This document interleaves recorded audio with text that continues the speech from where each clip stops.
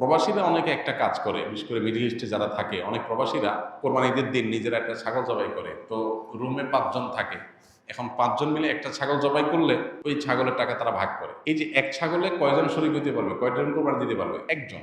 ভগ্নাংশ দেওয়া যাবে না। তাহলে একজন কোরবানি দিলে রুমের যে কোনো একজন কোরবানি দিবে, তো বাকি 4 জন তারা কি বসে বসে খাবে?